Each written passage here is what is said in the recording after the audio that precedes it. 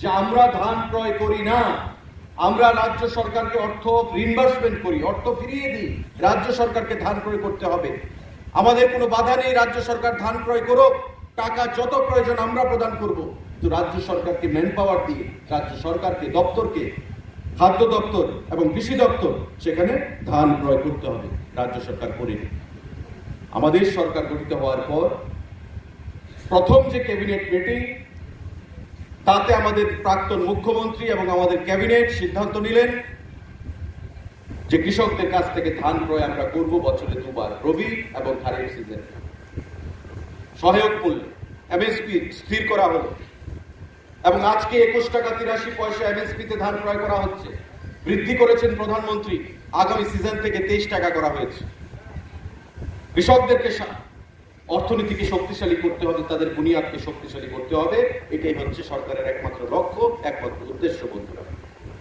এবং সেটাকে লক্ষ্যমাত্রা নিয়েই যাতে কৃষক সমাজ যাতে কোনোভাবে কৃষি কাজে যাতে উৎসাহ না হারায়, জমি যেন খালি পড়ে না থাকে, তার জন্য সরকার সর্বদা সেখানে সচেষ্ট রয়েছে। একটা সময় ছিল যখন আমার কৃষক ভাইয়েরা একবার ফসল করে আরেকবার ফসল করানোর জন্য সেখানে ইন্টারেস্ট হারিয়ে ফেলতেন। কারণ আমি ফসলটা করে করব কি, সরকার তো ক্রয় করছে না।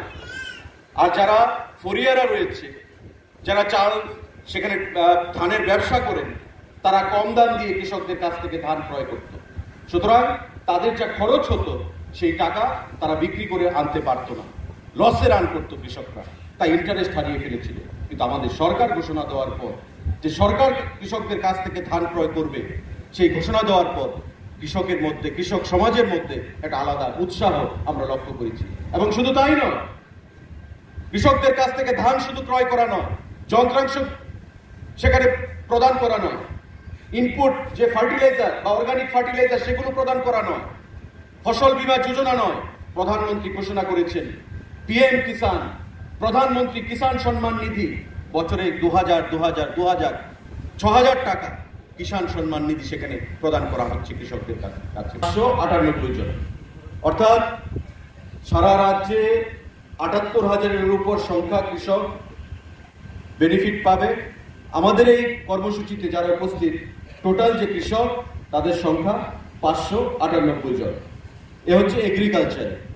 অর্থ প্রদান করা হবে 18,87,000 টাকা এবং হর্টিকালচারে সংখ্যাটা হচ্ছে 202 জন। আপনাদেরকে অর্থ প্রদান করা হবে 76,000, 7,65,000 টাকা। যারা ধান ক্ষতিগ্রস্ত হয়েছেন তাদেরকে এগ্রিকালচার থেকে দেওয়া হচ্ছে। যারা সবজি ক্ষতিগ্রস্ত হয়েছেন, ফুল চাষ করতে গিয়ে ক্ষতিগ্রস্ত হয়েছেন এই মিথিলির প্রভাবে, তাদেরকে হর্টিকালচার থেকে সাহায্য প্রদান করা হচ্ছে। এবং সারা রাজ্যে এই কর্মসূচি আমাদের আজকে পালিত হচ্ছে। তো আমি রাজ্যের মাননীয় মুখ্যমন্ত্রী, মাননীয় কৃষিমন্ত্রীকে ধন্যবাদ জানাচ্ছি।